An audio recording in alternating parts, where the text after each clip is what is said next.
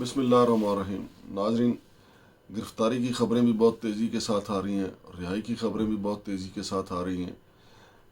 گزشتہ روز آفتاب اقبال جو senior anchor person ہیں ان کو گرفتار کیا گیا تھا اور ان کی بے حرمتی بدسلوکی ان کے ساتھ ان کے گھر میں کی گئی، ان کے اہل خانہ کے سامنے کی گئی، اور پھر ان کی بیٹی کا بھی بیان سامنے آیا اور ان کی اہلیہ کا بیان بھی سامنے آیا کہ جتنا افسوس کیا جائے اس پہ کم ہے۔ مقصد یہی تھا کہ آفتاب اقبال کو ان کے گھر والوں کے سامنے بےعزت کیا جائے، لیکن ہمارا یقین ہے کہ عزت اور ذلت صرف اللہ تعالیٰ کی طرف سے ہے۔ ہمارے خیال میں ذاتی طور پہ تو سمجھتا ہوں کہ جن لوگوں نے یہ حرکت فرمائی ہے، ویگو ڈالا گروپ نے، بےعزتی انہوں نے اپنی کی ہے۔ آج وہ آفتاب اقبال کو ان کے اہل خانہ کے سامنے ذلیل کرنے کی انہوں نے کوشش کی ہے،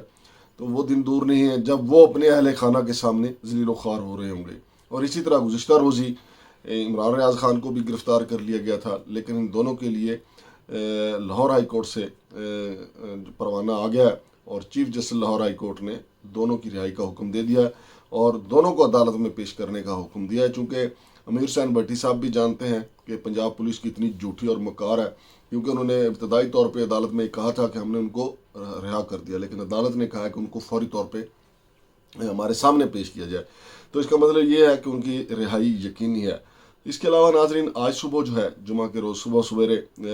یاسمین راشد صاحبہ کی گرفتاری کی خبر آئی تھی، پھر شیریں مزاری صاحبہ کی گرفتاری کی خبر آئی تھی۔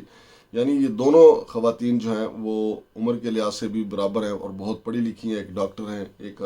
تو ہمارے شعبے سے وابستہ رہی ہیں، دی نیشن اخبار کی ایڈیٹر رہ چکی ہیں شیریں مزاری صاحبہ۔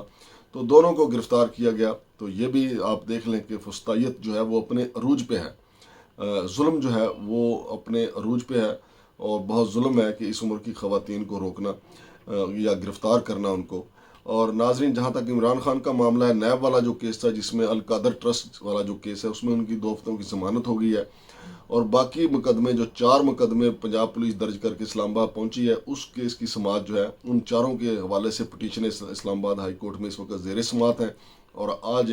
نیب کے پراسیکیوٹر کی بھی کافی 2 رکنی بینچ کے سامنے بےعزتی ہوئی ہے۔ عدالت نے آرڈر کر دیا تھا، لیکن اس کے باوجود نیب پراسیکیوٹر جو ہے وہ اپنی درفنتنی جو ہے بیان کرنا چاہ رہے تھے، جس پہ جسٹس گل حسن اورنگزیب صاحب نے ان کو خاموش کروایا اور ان کو بتایا کہ عدالت اپنا آرڈر جاری کر چکی ہے۔ تو ناظرین، یہ ہے صورتحال، اور دوسری طرف یہ بھی اطلاع آ رہی ہے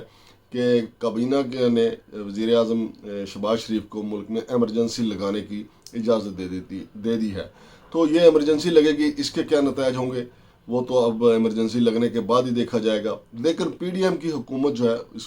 اس وقت اس کے قدم اکھڑ چکے ہیں، اور کہا یہ جا رہا ہے کہ پی ڈی ایم کی حکومت الیکشن کی بجائے ملک میں خانہ جنگی کو ترجیح دے رہی ہے، اور یہی جو ہے صورتحال وہ تشویشناک ہے کہ خانہ جنگی کو ترجیح دینا بجائے اس کے کہ الیکشن کی طرف جایا جائے۔ اور جہاں تک کور کمانڈر لاہور کا مسئلہ تھا، وہاں پہ ان کو تبدیل کر کے وہاں پہ جنرل فیاض شاہ کو کور کمانڈر لاہور لگا دیا گیا ہے۔ یہ خبریں آ رہی ہیں، تو تازہ ترین خبروں کے ساتھ ناظرین دوبارہ بھی آپ کو آگاہ کریں گے۔ شمشاد مانگڑ کو اجازت دیجیے، اللہ حافظ۔